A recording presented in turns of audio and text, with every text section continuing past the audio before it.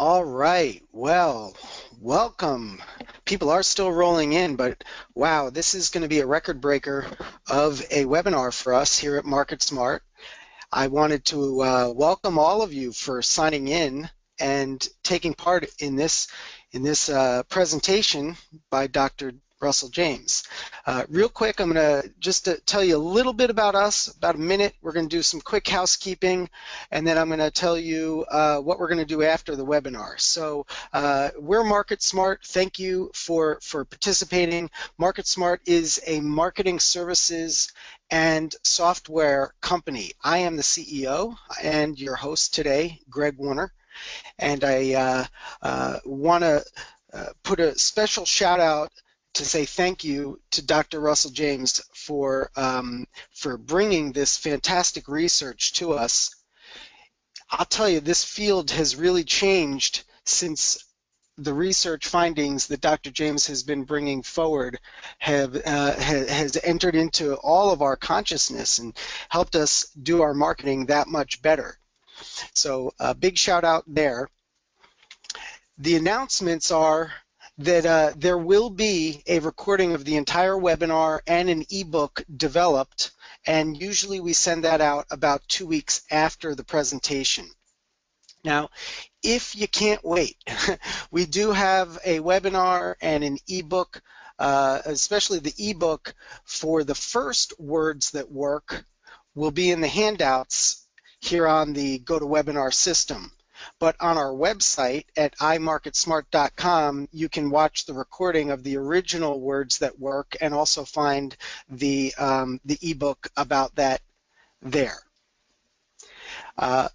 Also, you will be auto-subscribed, or you already have been auto-subscribed into our Smart Ideas blog, which you can easily opt out of if you don't wish to receive those messages. They are the blog articles are written by yours truly, me, and we have a very low unsubscription rate. So I hope you enjoy them, and I hope you'll participate. Share your comments. Now, after the webinar, I'm going to show you what happens when you use the words that work, and we'll show you a couple very quick case studies, and then we'll go right into a question and answer with Dr. Russell James about what he's going to be presenting. So I am thrilled to have the Texas Tech University's renowned researcher, expert on charitable giving, and my friend Dr. Russell James here with us today. Many of you might recall that first presentation was actually several years ago now. Dr. James is a professor in the Department of Personal Financial Planning at Texas Tech. He directs the on-campus and online graduate program in charitable financial planning, and he teaches charitable gift planning at the Texas Tech University School of Law. His research focuses on uncovering practical methods to encourage generosity in financial decision-making, and he previously taught a graduate course in design and analysis for the Texas Tech Neuroimaging Institute.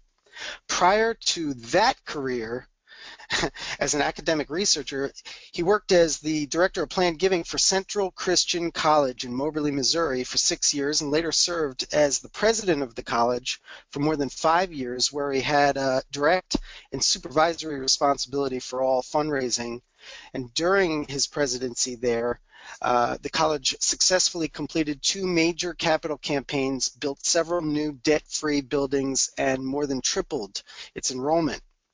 Dr. James has over 150 publications in academic journals, conference proceedings, and books. He's been quoted on charitable and financial issues in a variety of news sources, including the New York Times, the Wall Street Journal, CNN, and pretty much every other media outlet that there is here in America. So, without further ado, I'm going to pass over the screen here to Dr. James. So let's take a look at some of the questions we'll be covering today. First, there was a number of questions where In the first set of results, in the first Words That Work presentation, we were looking mostly at what causes people to be interested in making a gift, but sometimes we need to back that up a little bit, and we might be interested in what causes people just to want to learn more. That's oftentimes the first step is not, I want to make that gift, but it's, oh, that sounds interesting. I want to learn more about that kind of a gift. So what we're going to take a look at here is how should you describe these various different types of planned gifts in a way that people are most interested in learning more about those. And we're going to take a look at those separately for several different kinds of planned gifts. We're going to look at charitable gift annuities. We're going to look at how do you talk about planned giving information in general. We're going to look at gifts in wills, as I call it, or bequest gifts. We're also going to look at more general estate planning. How do you get people more interested in the broad range of estate planning tools? And also we'll look at how do you talk about tax benefits. So ultimately we want to do two things. We want to use words that cause people to be interested in finding out more about these kinds of planned gifts, but it's not enough to use words that get people interested to say, I want to know more. We've got to use words that actually describe what they're going to be reading, what they're going to be learning more about. It doesn't help if we simply use words that get people excited, and then when they actually get to the information they say, well, that's not what I was expecting at all. So we want words both that people are interested in and are words that people actually understand what they're going to be reading. The next set of information we're going to be looking at is more towards the idea of people wanting to make the gift. And specifically, we're going to look at the planned giving vehicle of charitable gift annuities, and we're going to be showing you some tests from a variety of different advertisements to try to understand which elements of these advertisements make people more interested in getting or pursuing a charitable gift annuity. And as you can see, we're going to look at a variety of different experiments. Should we talk about them as what you could do or what somebody else has done? Is it better to use text by itself or text with pictures? Should you use pictures of donors or other kinds of pictures? And if you're using pictures of donors, what age should your donor pictures be? So we'll take a look at all of those results. And then a new set of results, we're going to look at not what words do you use, because oftentimes in fundraising the most important thing we can do is not to have a pre-prepared speech, but rather to begin with questions. That is what you might think of as appreciative inquiry. So we tested a series of preliminary questions trying to answer the question of what preliminary questions were best at increasing interest in the organization, also increasing the willingness to give, increasing the willingness to leave a bequest. And we also looked at what increases people's appreciation for the importance of the nonprofit organization and the work that it's doing. This particular one we tested specifically with environmental conservation nonprofits, but I think some of the results are generally applicable to other nonprofit organizations. So let's take a look at our first set of results. And this first question is simply this: if we want people to become interested in learning more about the planned giving vehicle, in this case of a charitable gift annuity, how do we describe that? Now again, this is just the initial way to describe the concept. And so what we did here was we set up the scenario as if this was appearing on a website. So the people who participated in this survey saw the following information. Suppose you are viewing the website of a charity representing a cause that is important in your life. In addition to the Donate Now button, the following buttons appear on the website. Please rate your level of interest in clicking on the button to read the corresponding information. And we split the groups up so that different groups saw different buttons, and then we were able to compare among the different group what kind of phrasing are people interested in reading more about.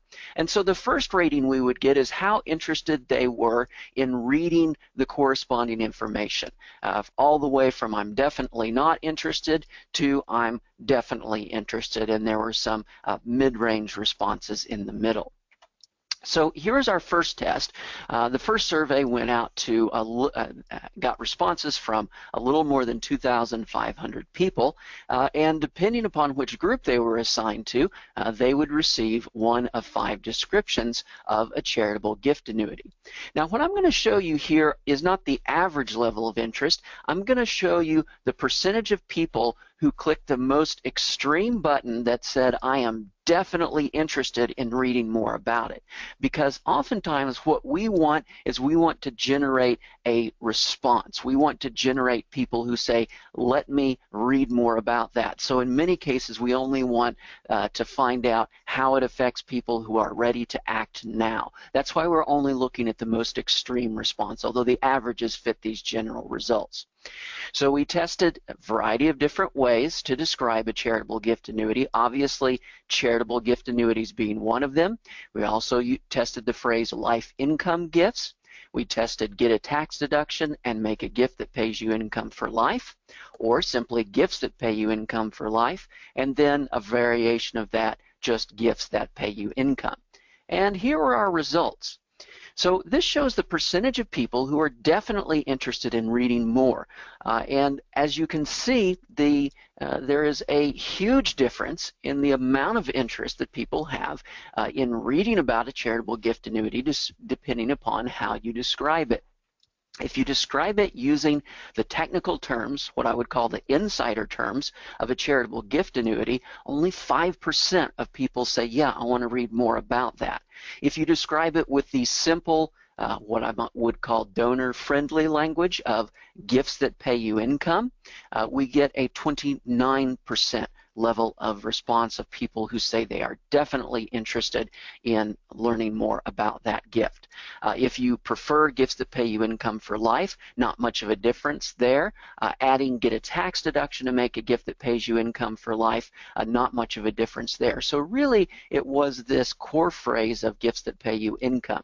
Now, some people prefer the term life income gifts. That was a better term than charitable gift annuities, but we're nowhere near the level of response we get when we simply use the simple words that most donors are able to understand. So questions often come up when we do survey-based research, and that is, well, okay, that's fine for people as a whole, but maybe in particular with charitable gift annuities, maybe I'm only interested in older adults, or maybe I'm only interested in people who are already making substantial donations to charity, and that's really the people that I care about. And what I often tell people is, you know, we dice these numbers to make sure there's no difference in those key groups, and so usually I'll just give you the overall results. But just in case you're interested, here are the results for the different groups. So on the left-hand side, you see the level of interest in finding out more about based upon these different descriptions of a charitable gift annuity among all 2,550 respondents. The blue results show the response from those who are age 55 and above, and the red results are results from individuals who have indicated that they have written individual checks to specific charities of $1,000 or more. So people who are in the habit of making significant gifts.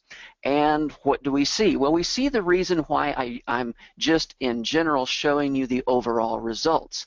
That it turns out that for most cases, the donor human being is not different and does not respond differently than the average human being or typical person.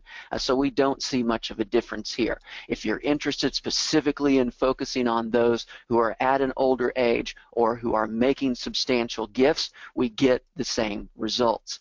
That charitable gift annuities, you get a 4 or 5% level who are interested in it, but if you use phrases like gifts that pay you income, gifts that pay you income for life, you're getting more of a 25% level of response of people who say, I am definitely interested. Now, what we did then is we said, okay, looks like that we've got this good phrase, gifts that pay you income. So then we did a second survey, this one with 2,750 respondents, where we took that core phrase and we tried several different variations of it to find, is there a better way to use this description of gifts that pay you income? So, of course, we once again tested gifts that pay you income. That was our best performing phrase before. We also tested gifts that pay you guaranteed income. Now, of course, you may have some compliance folks that will have a heart attack if you use this phrase, but we're just interested in finding out how well it would work. Gifts that pay you income and avoid taxes, and then finally, simply gifts that pay. Once again, we're looking at the share of people who gave us that most extreme positive response of, I am definitely interested. And what we found was, it didn't make a huge difference. To begin with, we didn't find anything that noticeably outperformed that core phrase of gifts that pay you income. Do you want to add in gifts that pay you guaranteed income? Didn't really help. Gifts that pay you worked just about as well. Gifts that pay you income and avoid taxes get a slight reduction there. Gifts that pay, not quite as descriptive, not as big of a level of interest. So gifts that pay you income generated the highest level of interest. So the second issue is, what are people expecting to see? In other words, when you click on the phrase, what do you think you're going to see? And so there's a gratuitous double rainbow meme reference for those who get that. And we tried to test that in this way.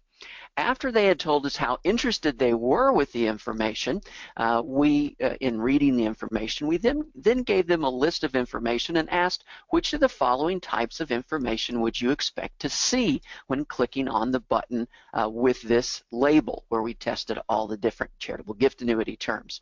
And we wanted to see if they were expecting information on how to make a gift and in return receive lifetime income from the charity. So once again, we wanted to look at what percentage gave us the highest level of response, saying, I definitely expected to get that kind of information with each of these types of descriptions. And what we see here is that when we use the term charitable gift annuities, not only were people not interested in finding out more about it, but they weren't really sure what the term was referring to. Life income gifts did a little bit better, but gifts that pay you income and gifts that pay you income for life in particular did well at setting people up so that they were expecting the kind of information they were actually going to receive. So if we combine these two results, what we're looking at here on the left-hand side is the percentage of people who say they're definitely interested in reading more about that, and on the right-hand side are the percentage of people who say they definitely expected to receive this kind of information.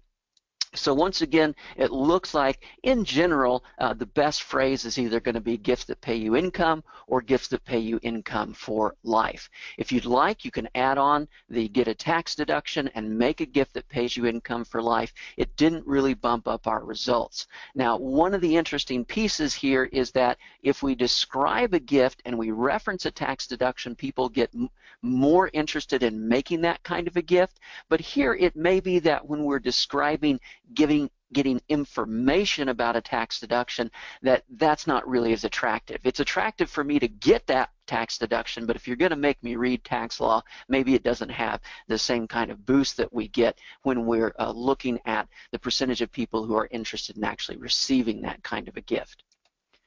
So as this links back to some results we looked at in the original Words That Work seminar, and here we found the same result, that when we use these technical financial insider terms such as charitable gift annuity, it reduces people's interest in making the gift.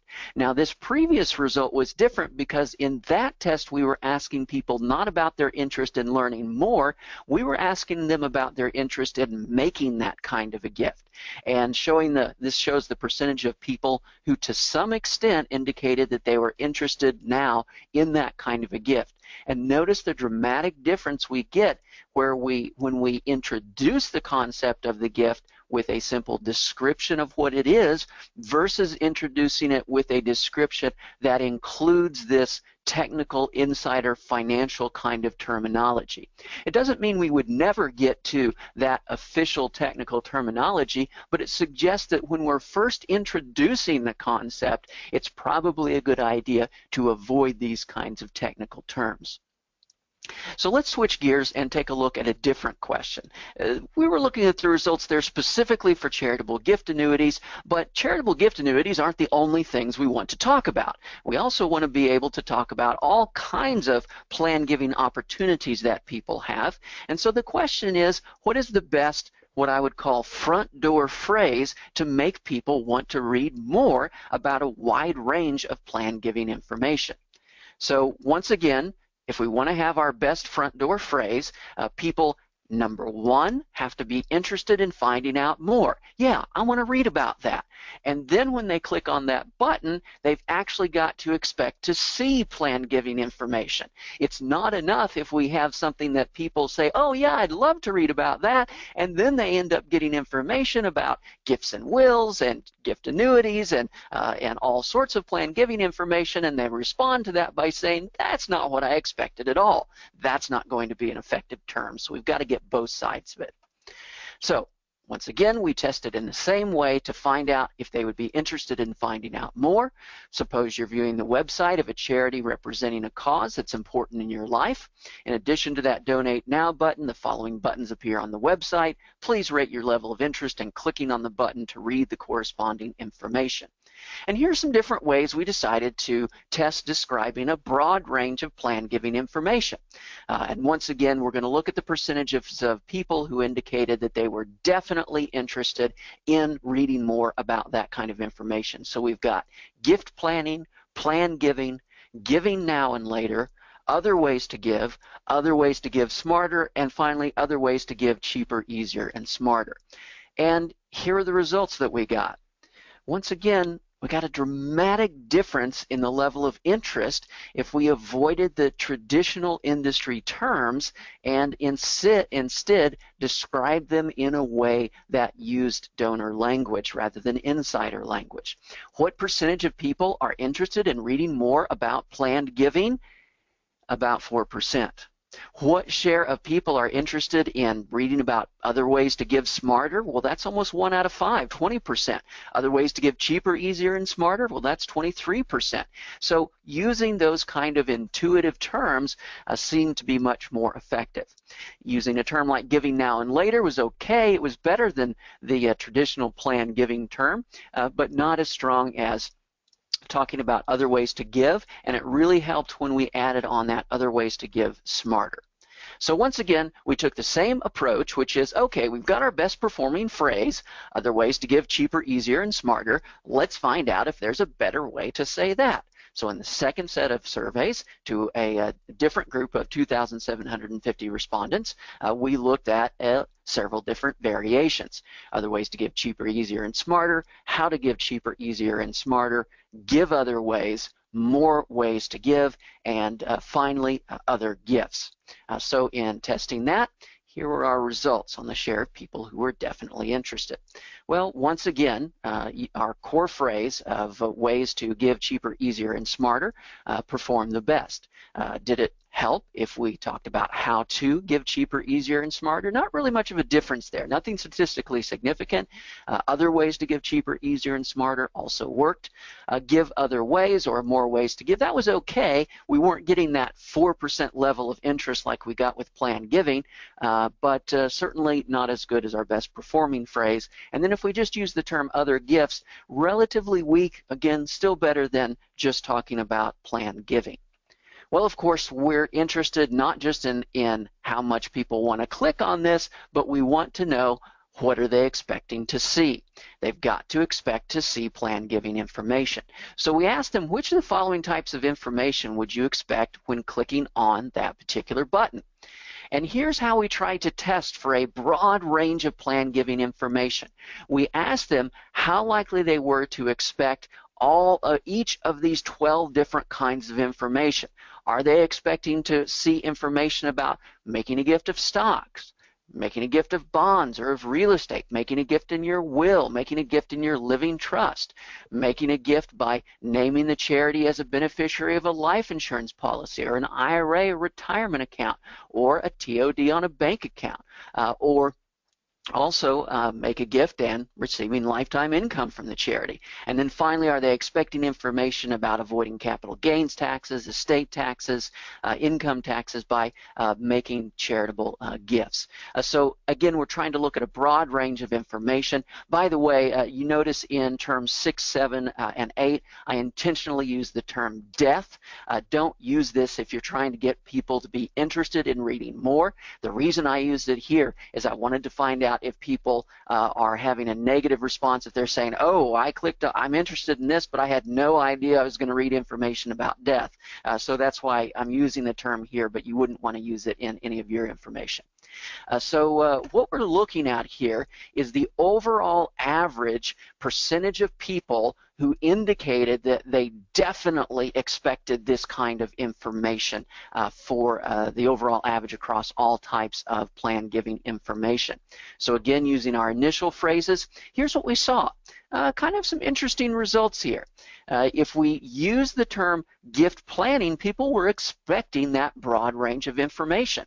If we use the term plan giving, not so much, and really definitely not if we use the phrase giving now and later. But notice that this phrase, other ways to give smarter, performed essentially just as well as that broad phrase of gift planning in setting people up to expect that they're going to read a broad range of information. So if we look at these combined results, on the left-hand side, we want people to be definitely interested, and on the right-hand side, we want them to definitely expect a broad range of plan giving information. So if we look at both sets of results, it appears to me that this term, other ways to give smarter, is kind of our winning term because it's so strong in setting people up to where they're interested in reading more and they're expecting a broad range of plan giving information. So let's switch gears here for a bit. We already looked at some references to tax benefits. Is there a best way to describe tax benefits? So from our previous results, we found that not when we were asking people about do they want to read more, but more specifically if we're asking people about do you want to make that gift, we saw a substantial increase in their interest if we referenced having the tax deduction. So here's an example with the charitable gift annuity. People were randomly assigned to one of 3 descriptions of a charitable gift annuity and showing the percentage of people who have some level of interest in making the gift now, or people who say they will never be interested. And notice we get better results when we add on the reference to the tax deduction, and even better if we bring it to the front of the description. We saw the same result for making gifts of stocks or bonds, and this is particularly true with this kind of gift because people who are interested now, they've got to own stocks or bonds in order to be interested now in that kind of a gift, and they're more interested if there's a reference to the tax benefit. So we decided to look at, are there better ways to describe this kind of information? Once again, we're asking people to rate their level of interest in clicking on the button to read the corresponding information. And what we found was it didn't really make that much difference as long as you are referencing that there is information about avoiding taxes. Now, this was strongest when we were talking about gifts of stocks or gifts of bonds, and this may have to do with the nature of these gifts and the kind of people who would be interested in this information. But notice it does help to reference saving taxes as opposed to just referencing giving stocks. Does it matter if you talk about avoid taxes, how to avoid taxes, save taxes, tax tips, avoiding capital gains taxes? It wasn't really a huge difference there. So we didn't find any magic phrases on a bad or a great way to reference the tax benefits, at least among these. So what about this? Let's shift gears here again. How should you say that you want to share information about making a gift in a will? So here we're not asking people about how likely they are to make the gift, but we're asking people about are you interested in reading more? So these were the phrases we tested. We asked about their interest in reading more about making gifts in wills, making gifts in a will, tax tips for making gifts in a will, how to make gifts in a will, gifts in your will planning, and finally, the favorite phrase that I have is bequest gifts. The reason this is the favorite phrase is, look, I'll tell you the answer already, which is every time you put that word bequest in any kind of description, you're going to kill interest. And did we find that again? Yes, we found that again. So it turns out that people were most interested, much more likely to be interested in reading information about gifts in wills or gifts in a will than they were reading information about bequest gifts. And actually our best performing phrase was will planning, just barely, but really any of these phrases worked quite well as long as you didn't use the term bequest. So this fits with the results we've already seen from the original Words That Work presentation.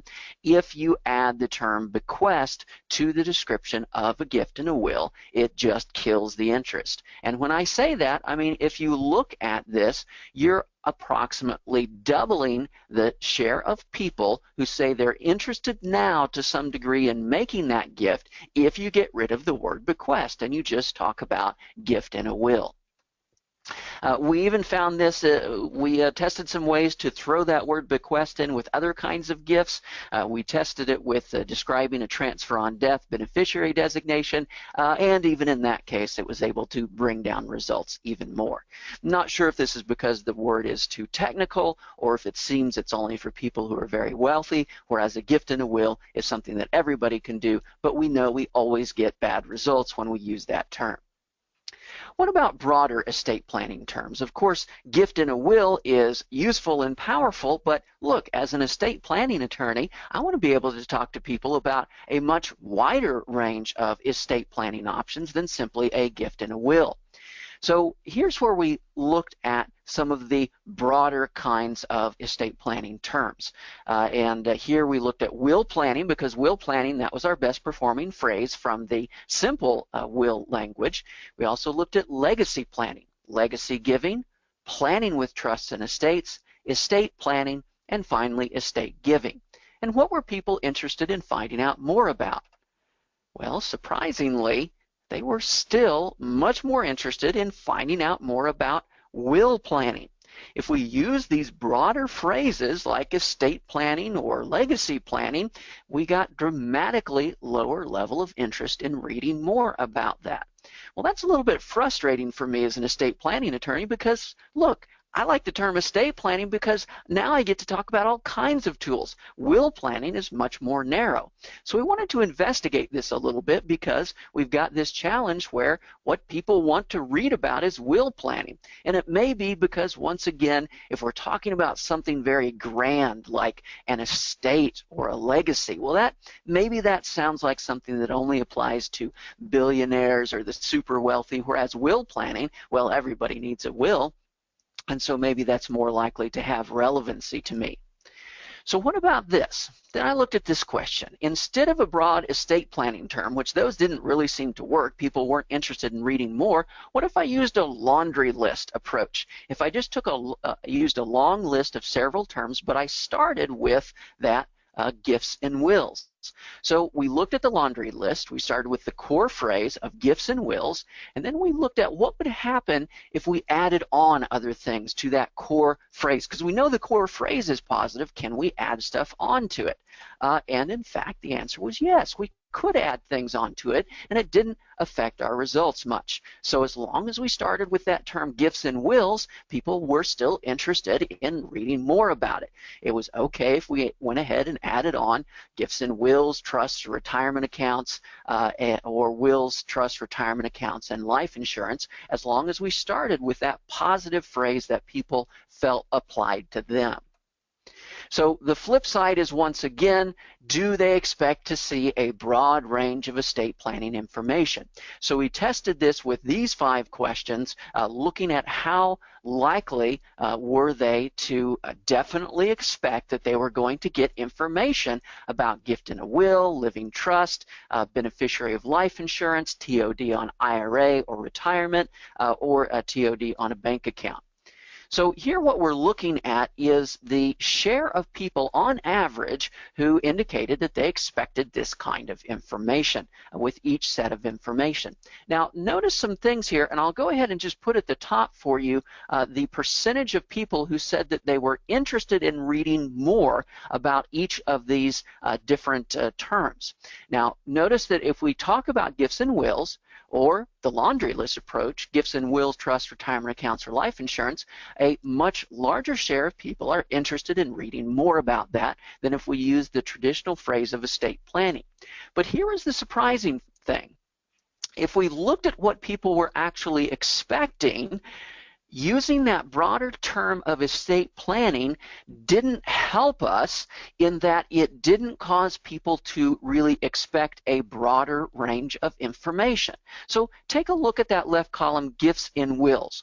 When we look at the percentage of people who said they were expecting to get information about making a gift by naming a charity as a death beneficiary on a life insurance policy, it didn't really matter that we use the term gifts and wills as compared to the term estate planning. Now, again, as an estate planning attorney, I can say absolutely a gift and a will is not a gift of a life insurance policy. It is not a gift of a TOD of an IRA or retirement account. But that's what people are expecting to see. In other words, when they see that phrase gifts and wills, they're kind of expecting to see the broader range of estate planning information. But the odd result is, if we call it estate planning, they don't want to read more about it. But if we call it gifts and wills, they not only want to read more about it, but they're open to and they are expecting information about, for example, TODs on bank accounts or IRAs or retirement accounts. And then if we use that laundry list phrase, we don't really reduce the interest much, but people, of course, are more likely to expect some of these core kinds of information. Why are they expecting it? Well, because we told them that they're going to get information about it, so it's not a surprise that they're expecting information about making gifts in, for example, trusts and retirement accounts or life insurance. So bottom line here is, I wouldn't use the term estate planning if you want people to be interested in finding out more.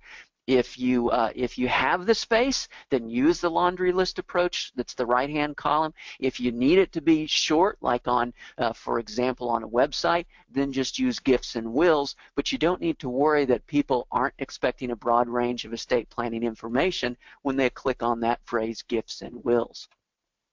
So I want to shift gears here a little bit, where we tested some charitable gift annuity ad messages. So the first test was this. These were, once again, we randomly assigned people to receive one of 2 descriptions of a charitable gift annuity, and then we asked them to rate their interest in pursuing the above described charitable giving arrangements. Now for this first test, we just gave people 2 different simple text versions. And the only difference between these 2 descriptions was that one of them talks about you make a gift and receive a tax deduction. The other talks about Sarah made a gift and received a tax deduction. Now, does it matter if we talk about what you can do or what Sarah can do? Well, here are the results. It actually ended up being better if we talked about what Sarah did than if we talked about what you could do. So interesting here that people are more motivated by seeing what others have already done, gives them some confidence in this kind of a transaction as opposed to describing what they could do. So we said, okay, people want to hear about Sarah. So next we decided to show them a picture of Sarah.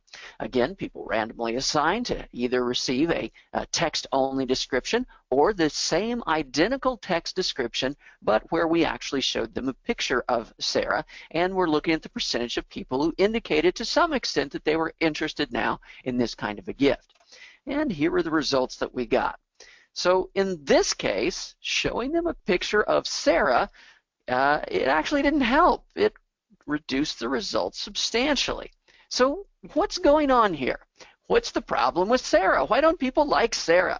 Is it just the photo? Is it the donor's age? Is it that people don't like photos in general? Or what's the problem here? This led to lots of consternation, and so that leads to more testing. So we decided to test a bunch of different kinds of Sarahs.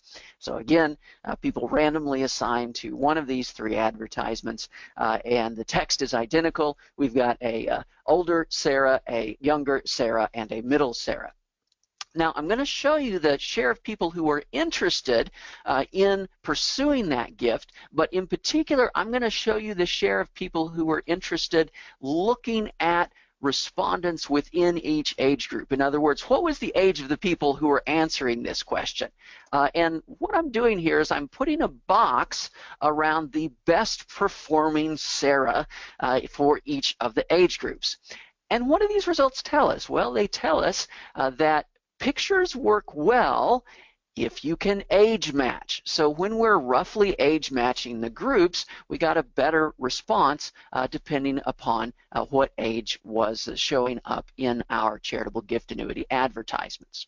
So then we wanted to look at, okay, how do these pictures of donors compare with text only or compare with a non-donor photo? And that's actually the photo we use that you see in the middle of the screen there, just a campus shot picture. And so there's a lot of results on this screen, but the bottom line result was this. If we could age match the donor photo, then usually that worked the best. But if we couldn't age match the donor photo, it was better not to use a donor photo. It was better to use text alone or just use a generic picture. So if we looked at the results overall, the #1 best performing ad was just the campus picture. And the #2 best performing ad was just text by itself. But that's because when we do the donor photos don't work well if we don't age match to the group we're trying to reach. So bottom line is, if you can age match, then great, use the donor photo. But if you can't age match, maybe it's better to just use some other generic shot or text alone. Of course, the trick with text alone is you've got to get them to actually read the text, and sometimes that's a challenge if you don't have an attractive photo. Bottom line, age match donor pictures are okay. Otherwise, you want to use text only or just use some other kind of picture. Now, this is actually a fairly common principle in fundraising, and it's the idea that social norms, that is what are other people doing, social norms are powerful, but they're more powerful when the examples are more like me. Now, this isn't research that I've done, but I just want to show you this was a recently published, just came out a few weeks ago, a recently published study that was a charitable giving study conducted in Sweden. It was conducted at a Swedish university called Linnaeus University, and it was tested with regard to a Swedish charity called Glomolo. The way this worked is students were asked about making a gift to the charity, but it was randomly rotated what words they used when they were asked about making a gift. We have the standard ask, you can support the charity by donating 20 Swedish crowns, and you can see we got about a 40% donation rate there. These are in-person asks. If we added on a social norm, that increased interest. You can support the charity by donating 20 Swedish crowns. 73% of university students in Sweden who were asked for a contribution have donated to the organization. That creates a social norm, and that generates a much higher level of response. We go from 40% to about 60%.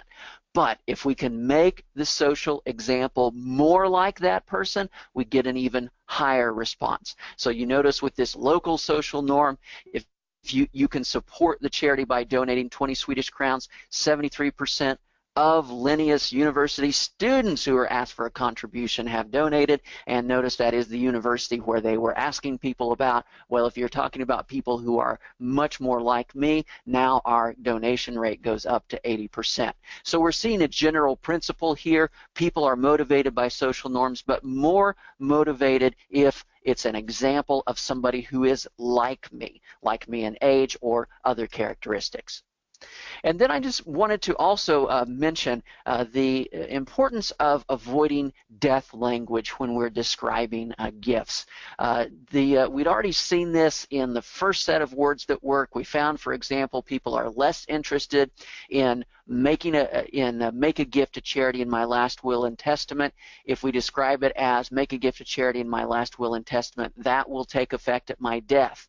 If we describe it that way, people are less interested than if we remove that phrase. In other results, we find that stories of living bequest donors are more influential than otherwise identical stories of deceased bequest donors. Number one, that's more death-related language. Number two, it's an example of a person who's less like me because, hey, I'm not dead right now, so that person is less likely like me. There is a brand new piece of research that just came out. Again, I didn't do this. Came out a few weeks ago, showing that with annuities, and if you're interested in charitable gift annuities, this is relevant, that we can change how interested people are if we use death language or avoid death language. So if we replace if the annuity holder lives up to different ages when describing that with depending on the age when the annuity holder dies, using the death language. Also, if we replace each year you live with until you die, using that death language substantially reduced people's interest in purchasing an annuity. Went from 36% to 26%, and this was done in person in an in-person sales context. All right, so switch gears here for the last time, and we're looking now at preliminary reminder questions. In other words, what we're wanting to do is before we ask people how interested they are in making a gift or making a gift in a will or how important they think the organization is, we want to ask them some setup questions, some lead-in questions, and see which kind of lead-in questions work best to make people more interested in giving to environmental conservation organizations. So we tested a variety of types of questions. So first we tested the family connections. And the way we did this is we asked people, do you have more or less than 2 family members who considered conserving the natural environment to be important? And then we asked them about, were there any family members in your life who were particularly influential in shaping your views on the importance of nature conservation? We got an interesting result when we reminded people of the family connections. Reminding them of those family connections increase their rating of the importance of the organizations and also increase their willingness to donate. But guess what? We didn't get a bump in their willingness to leave a bequest. Why is that? Well, here's the answer. We get a substantial bump in people's willingness to leave a bequest if after we remind them of the family connection, we give them the opportunity to make a gift in a will in honor of a friend or family member. If we don't give them that opportunity to make a tribute gift, whenever we think about gifts and wills, it's always family versus charity because those are essentially the 2 options you've got. And if we remind them of the family connections but don't show them a way that they can do both where they can honor family and make a gift to charity, then we don't get a bump. But we do get with the gifts in a will. Now, in an earlier survey, we found that 1 out of 4 people increased their attention to leave that charitable bequest when given the option of honoring a friend or family member by making a memorial gift to charity in my last will and testament. So again, for about 25% of people, if we mention that opportunity, making a tribute gift in the will, it bumps up their interest in making those kinds of gifts. Now, again, some previous results, we looked at what's the best way to describe these kind of tribute gifts. And as you can see from the bottom line result there, if you describe this gift using the term bequest, you're going to kill interest in this kind of gift because that's what the magical word bequest does. It always reduces the interest in making those kinds of gifts. For a while, that middle phrase was our best performing phrase, honor a friend or family member by making a memorial gift, but then we did some further analysis and it turns out people actually don't want to honor a friend with this kind of gift. They really only want to honor a family member, typically an ascendant, and instead of using the term memorial gift, which is only for a deceased person, we shifted to using the term tribute gift in my will, and that expanded the kinds of people you could honor. And to this point, that's our best performing phrase of describing that kind of a gift. Do memorial or tribute bequests work better or worse for different family members? Well, we found with previous results that people had interest in leaving a gift to ascendants, but not so much leaving a gift to friends or descendants.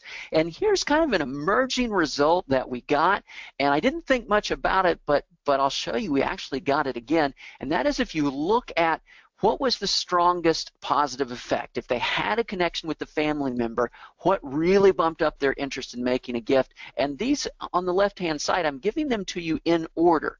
And you notice that grandmother outperforms grandfather, aunt outperforms uncle, and mother, well, I have to tell you, actually, father was statistically insignificant. I do have a teenage daughter, and she often considers my comments to be statistically insignificant, so I don't know if that's related or not. But we had this sort of a gender effect that was going on here. And the reason I point that out is that in this question, when we asked them, were there any family members in your life who were particularly influential in shaping your views on the importance of nature conservation, if they check the box to say, yes, my grandmother or my aunt or my mother were influential, those people were more willing to give or to leave a bequest to the conservation nonprofit organization. But if they checked one of the corresponding male figures, it didn't bump up the level of interest. So it was sort of interesting to see that we're continuing to see this gender effect, that it seems to be much more powerful if people are connecting not only with an ascendant but a female ascendant. All right, with the next set of questions, we tested these introduction questions, or what we might call biasing questions, by using what we call legacy questions. Please rate the importance of the following: being a good example for the next generation, making a lasting impact in the world, and ensuring that your values will be remembered for future generations. This kind of an introduction question, it did increase the rating of organizational importance. It increased the willingness to donate and to leave a bequest, but it actually wasn't the strongest reminder for either giving or bequest. So it worked okay, but it wasn't our best performer. What was the best performer for a bequest gift? It was actually the life review questions. So we had people think about how their life story was connected to this cause by asking them to think about this. At what age did you first begin to think about the importance of conserving the natural environment? Which of the following have been important in your life?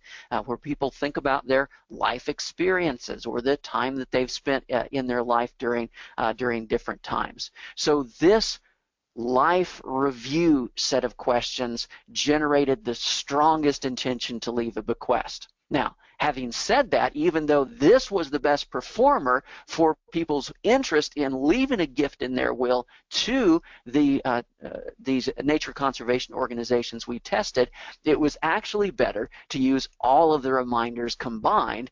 Those were better than using any one set. But if you're going to use one set of reminders, the life review questions, that was the most powerful set to use by itself.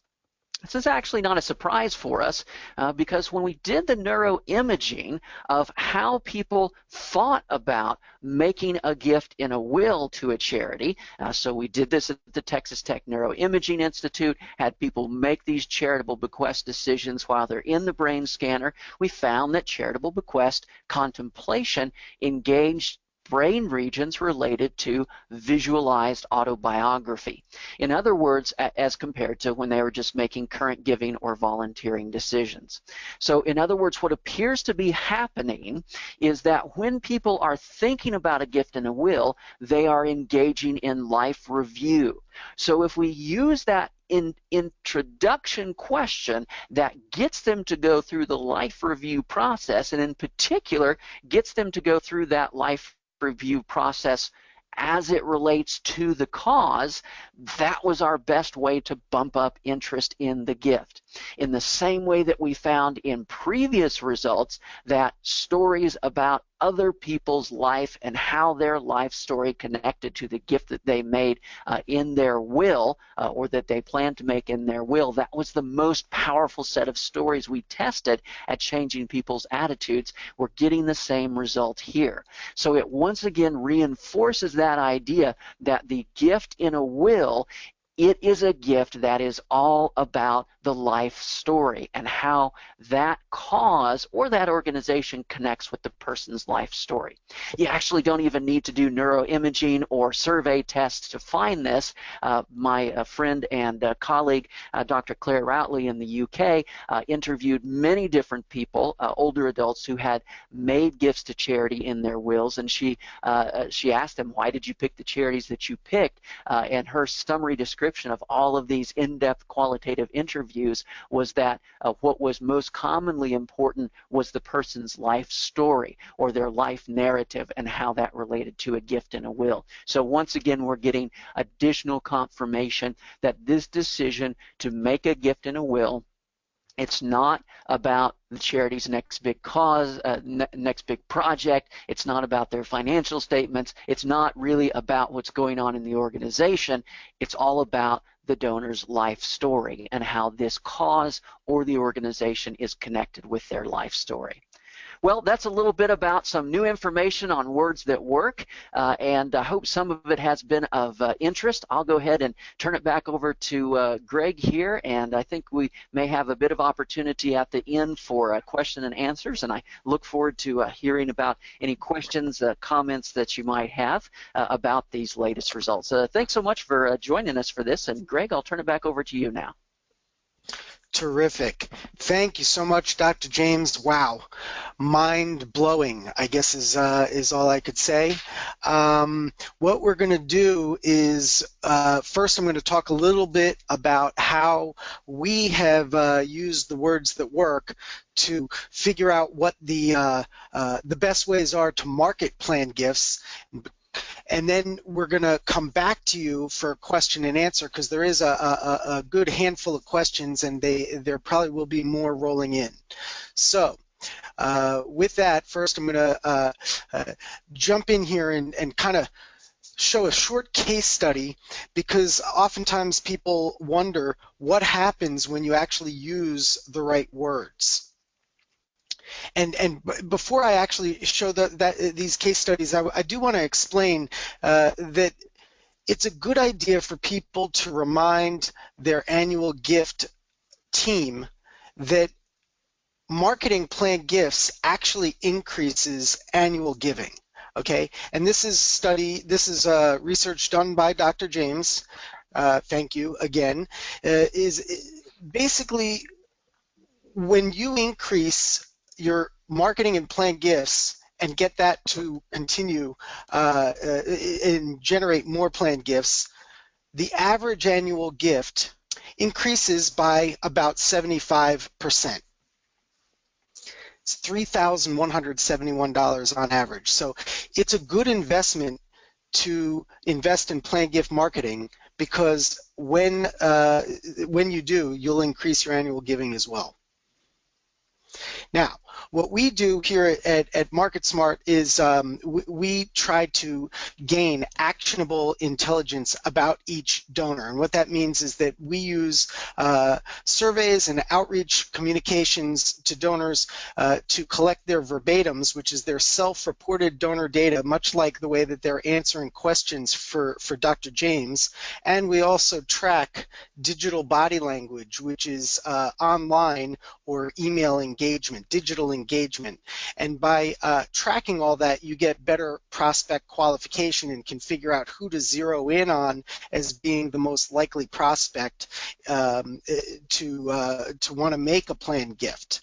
But we need to get them to raise their hands, and that means we've got to get them to show interest. And if you want to learn more about that, you can always get a demo by going to our website, and one of our solutionists will show you how we do that.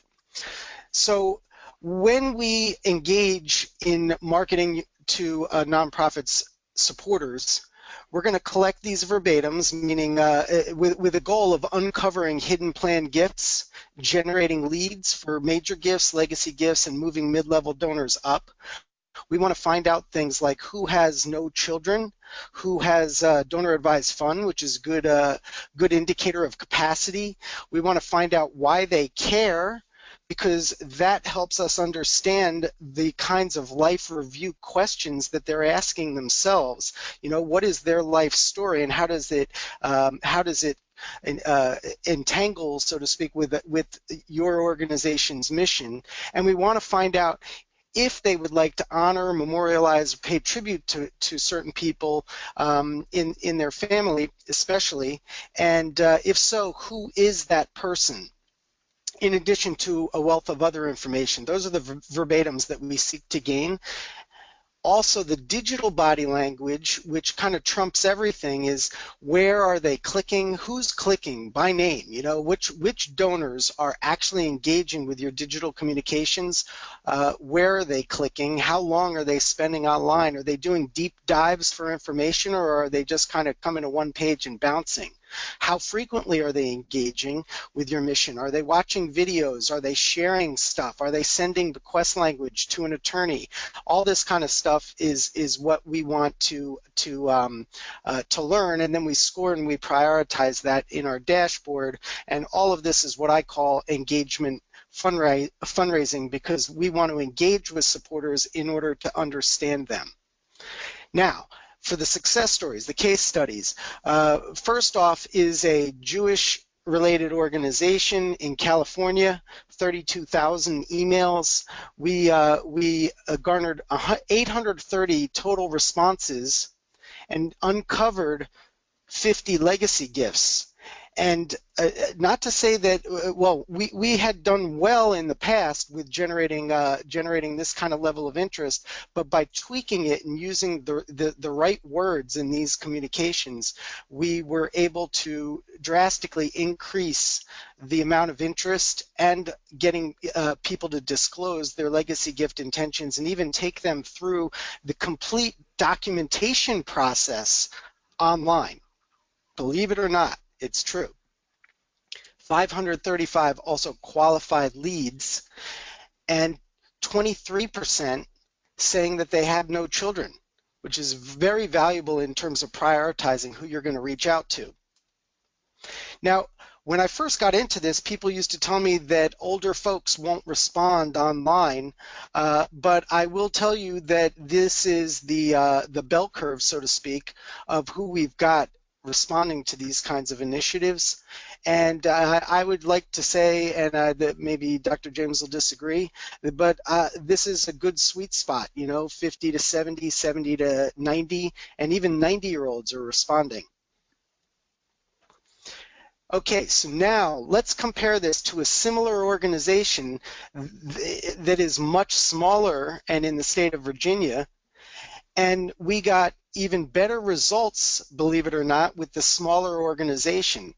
Okay, now I'm going to guess that that's because their list is a little bit more tight-knit, but I saw that one of the questions that that was asked to you, Dr. James, is what kind of response rate do you get to your surveys, and I'll let you explain that. But I know that we average 9% to our outreach. That's not an open rate, that's not a click-through rate, that's a total response rate. So this one is a little higher than that. But the reason why I'm bringing this forth is by using the right words. Sometimes people say, well, that'll work for them, but it won't work for my organization. Well, the truth is that the same type of organization, but in different states, it gets totally different response rates. And the truth is, it's all about your list and whether you've spammed them to death with, with sort of, well, there's no other word for it, but email that they don't want. That's the definition of spam. That's mostly about legal jargon and updates for tax laws and legal things that most people don't understand or don't care about. And it's more about using life review questions and family connection engagement communications. So here you can see even more of the difference. 65 out of 1,000 emails is a really good quality. But then again, who's going to complain about 535 qualified leads? And interestingly, the group in Virginia had a lesser percentage of respondents with no children. Now, I'm going to compare all of that to a more brick and mortar type of organization here in Washington, D.C., which actually, in some ways, beat all of them with even better response. Of course, they did have more emails. Now, on average, 19% of the respondents to our marketing have no children. So what's the moral of that story is that I really think that people, of course, this is very self-serving because this is the service that we sell, but people need to just do the outreach, and they need to do the outreach well. Pressing a button and sending a bunch of spam out every week or every month is not doing it well. It's probably ending up in people's spam buckets, and really you want to look at click-through and engagement online. You don't want to look at open rates because many browsers open emails automatically, so open rates really don't matter, but you want to make things happen in the right way. So some organizations actually do that. Some organizations watch what happens, and then I'm afraid that too many organizations say, hey, what happened? So my moral of the story is to make things happen, and I want to thank everybody for joining us today. And with that, we're going to go into questions, which the first one I'll ask is, Dr. James, how do you do these studies, and what is the response rate to your, because that is the first question that we got from Sophie here. Sure. So the idea here is many of these are just kind of preliminary findings. We become more confident in them as we have different sources of information that continue to give us the same answer.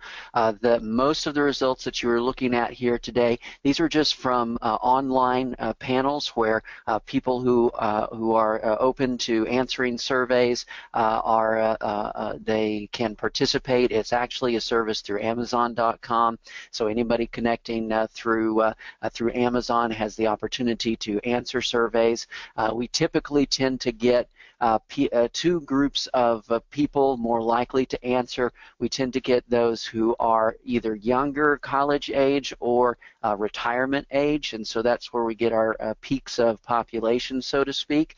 But because this is just an open, available online panel, we're not able to know how many people viewed and how many people responded. We only get the people who actually responded. So unlike a traditional mail survey where you'd mail it out and we know the percentage that then responded to the mailing, we actually only see people when they are responding to the questions. So when we look at these results, as a researcher, what I can say is, hey, these are preliminary, these are ideas, and we get more and more confident as we start to see the same ideas presented in different ways. So for example, what we ended on there was the importance of reviewing the life story. Well, did we see that importance in these survey results?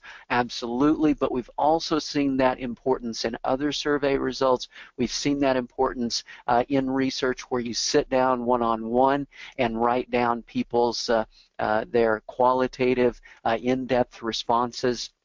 We also saw the same results where we're putting people in the brain scanner and we see how that thought process takes place. So those are the kinds of results that we get more and more confident about as we see the same answer coming up from different methodologies. So as a researcher, I would consider this to be kind of a preliminary.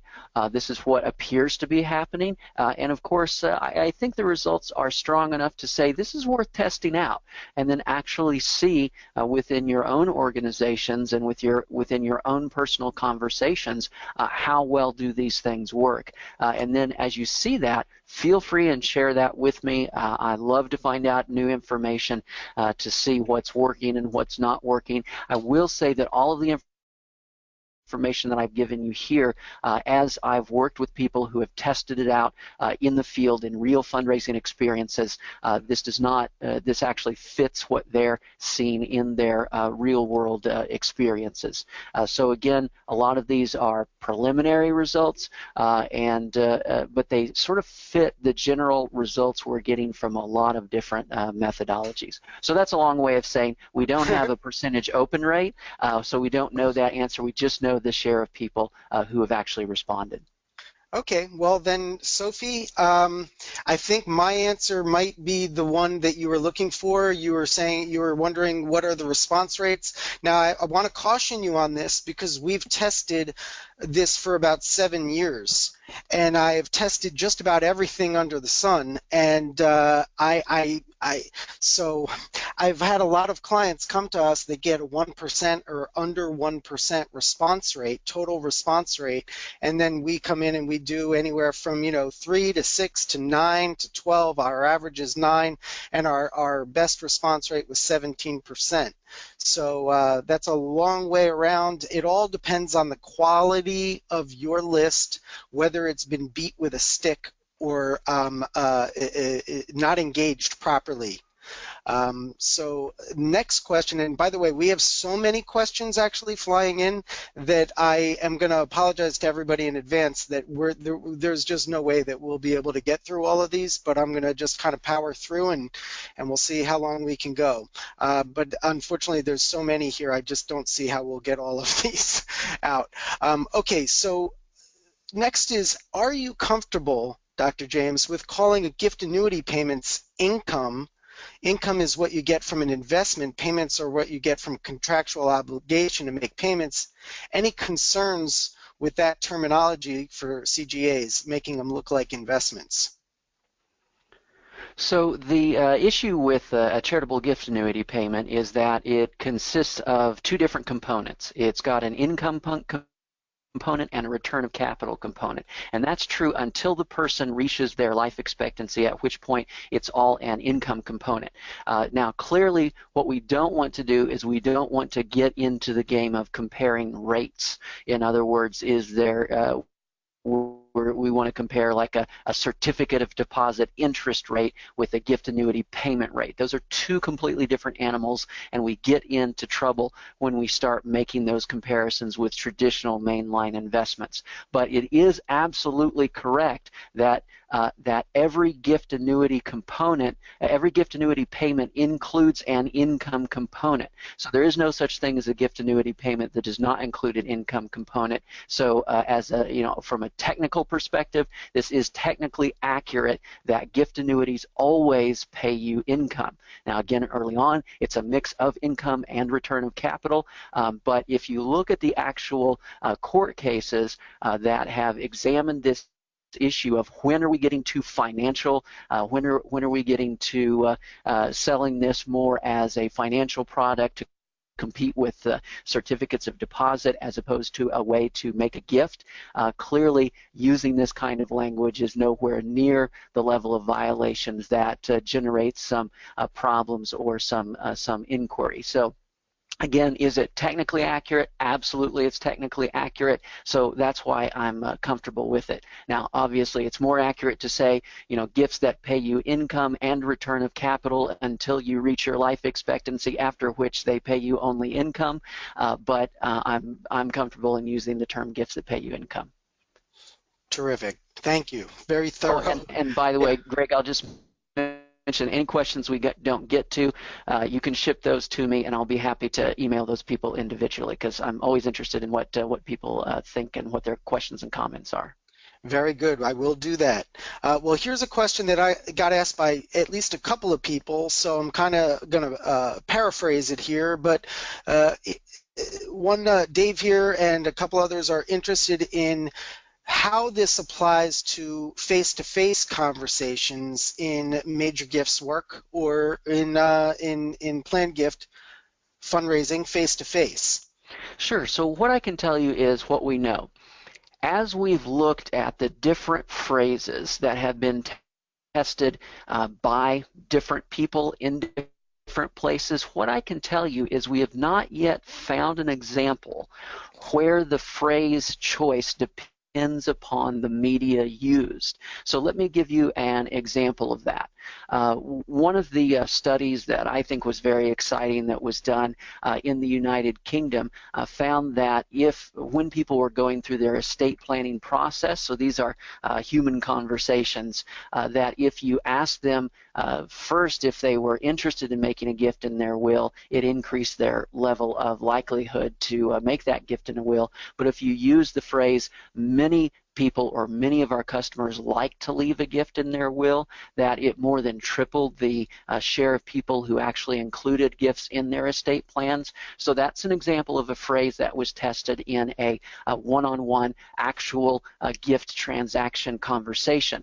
When we took that phrase and we tested it in these same kinds of surveys, we found the same results. And so what I'm suggesting by that and some of the other results is that as we not only look at the results that I've done, but look at results that other researchers have done across the world, we're finding similar results. Another example, a different researcher in the United Kingdom was trying to find out the best way to describe these bequest gifts. And he did it using a series of focus groups. So he's asking people about what does it make you feel like and what are you interested in. And with his series of focus groups, what he found was that the best phrase, at least in England, to use to describe these gifts was gift in a will. Now that's exactly the same phrase we came up with, but when he used a different methodology, what he found out is that if you use the term estate gift, people felt it didn't apply to them. If you use the term legacy gift, that was a bit too grand for what they were trying to do.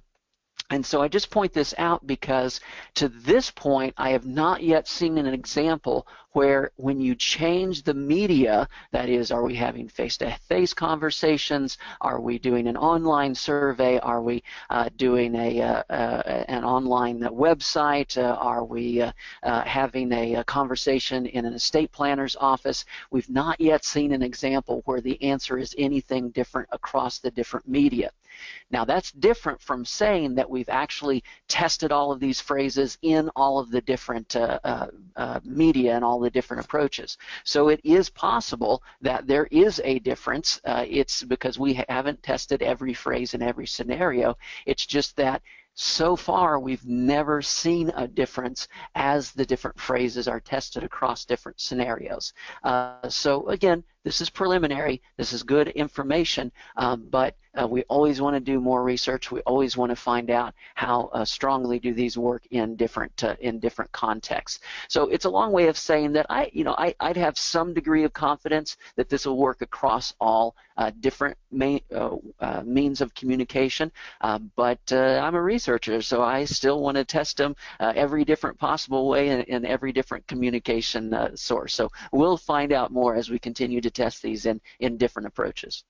Agreed. Okay. Well, often in our communications outreach, we say that you should pretty much write as if you're speaking to your aunt or your mom, and keeping it simple always works better. Even if they're highly educated, it's better to use simple language. So I would bet that's holds true across all channels. Now, real quick for Annette, was asking if in our success stories, if those legacy gifts that I was reporting were 100% new, and they are. That is, the answer is yes, they are. And that's because if we're charged with finding new legacy gifts, we ask our clients to take their Legacy Society members out of the target list, so that we're not asking people whom we should already know that they left a gift. We're not re-asking them if they did, because that would be kind of offensive if I were one of those people.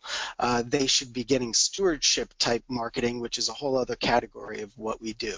But yes, they were. So next question is I kind of picked up on this too, is about mentioning tax info. So at the very beginning, you were saying that it didn't help to mention tax information, but then later on you said that it did help, and Dallas is the name, wants a little more clarification on that.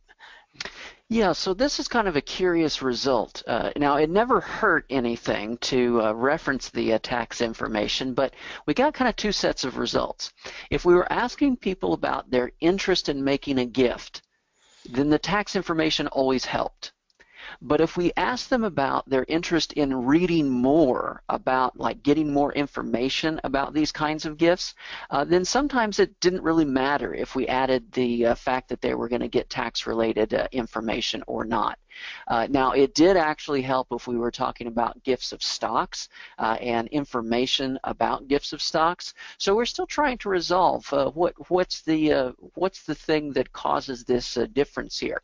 The bottom line was it never really hurt to reference the tax information. We never got a significant decline in people's interests. It's just that it seemed to be more positive when we were asking about people's interest in making the gift than when we were asking about people's interest in reading more about this kind of a gift.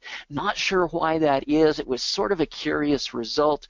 Not clear if maybe what's happening is people like to get the tax benefit, but they don't necessarily want to read. They're not attracted to reading a lot more about tax benefits. So that's sort of a research question we have to resolve. But the bottom line was it often helped, especially when they were talking about how interested they are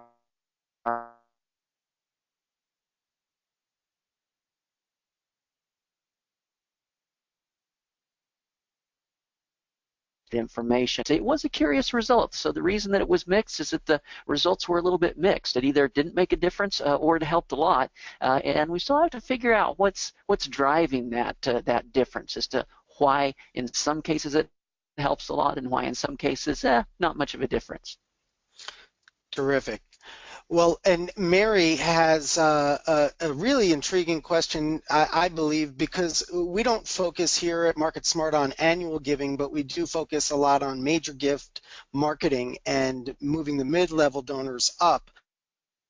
But she asks, can this language also apply to annual giving appeal practices, not just planned giving?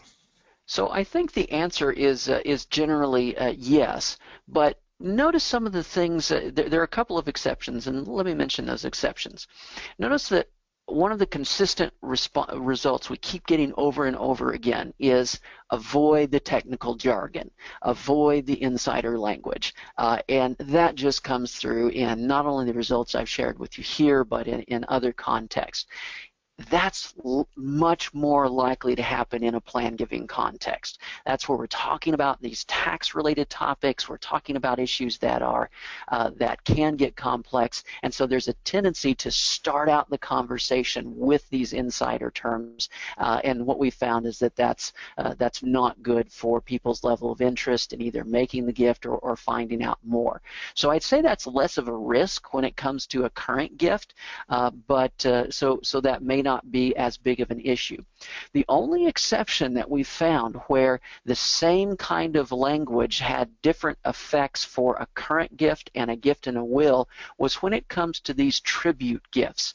People seem to be very open to the concept of making a gift in honor of a family member when it's a gift in a will.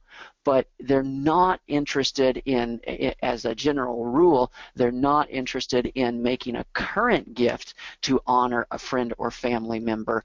You know, those memorial gifts, they tend to be time limited. They're done right around the time when a person passes away. And so outside of that time context, the current gift in honor of a deceased person just doesn't seem to work. So that's one example where the strategy works great for gifts and wills, but did not work well for current gifts. But you know, again, the other category is that life review process, that life review set of questions, that was much more effective for gifts and wills. It was okay. It was reasonably effective for current gifts, but it was most effective for gifts and wills. And then if we had people review their family member connections, that worked great for current gifts. It doesn't work well for gifts and wills if you don't give people the idea of a tribute gift. So that's where sometimes the results diverge. So there are a few exceptions where the results diverge, but I think in general what we're seeing is you want to avoid those technical terms. You want to use donor language, not our insider technical expertise language, at least when we're initially introducing those concepts. Thank you. All right, so I'm going to just go over two more questions, and then we're going to wrap it up, and the rest I'll send out to you, Dr. James, and you can certainly respond. The first of the two is what's next? What will you be studying in the future? And anything else we should be looking for? I don't.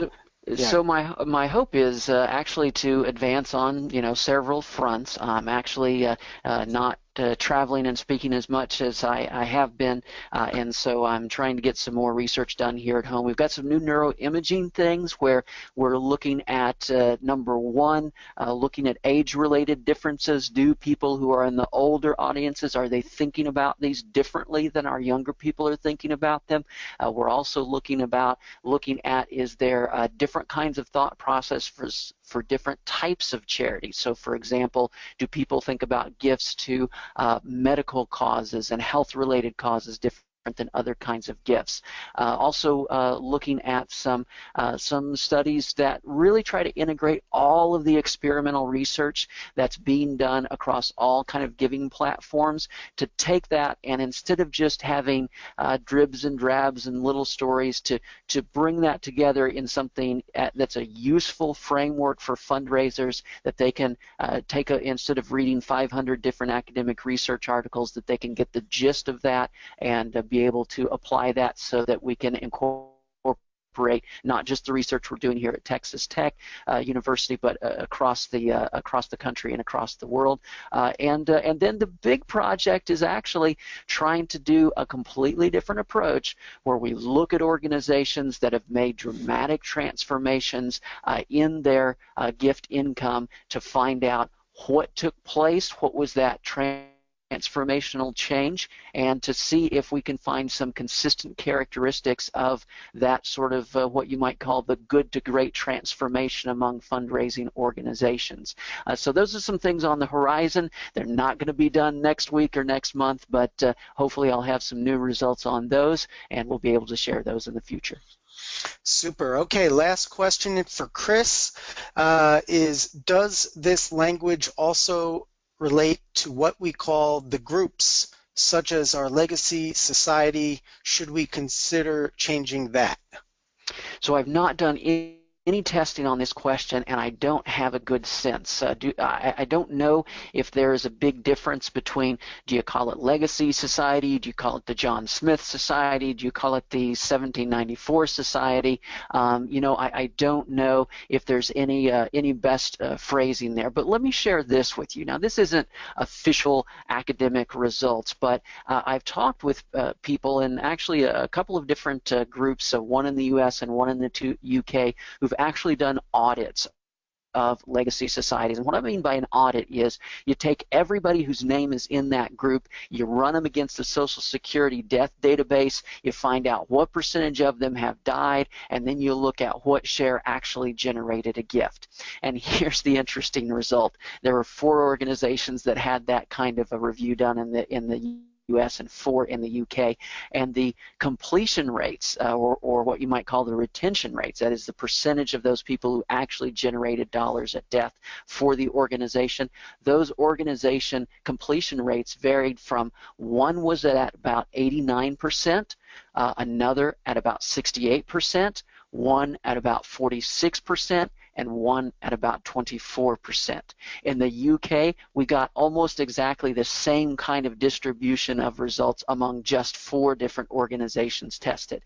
Now, what that tells me is that if you ask the question, are legacy societies effective, the answer is, it depends on what you do with them.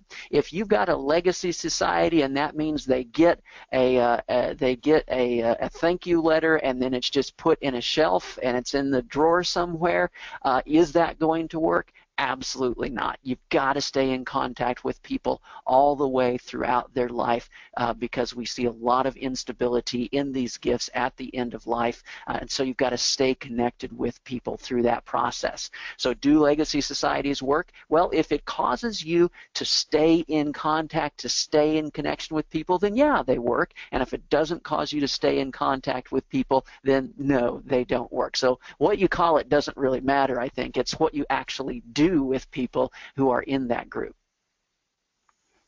Thank you. I agree 1,000%. So with that, thank you very much, Dr. James. And that concludes this episode of Words That Work, number 2. And I hope we can do Words That Work number 3 sometime until we get up to 23. So thank you very much for your time and all the wonderful work that you do for all of us to help us do our jobs better. Thanks so much. I appreciate you having me.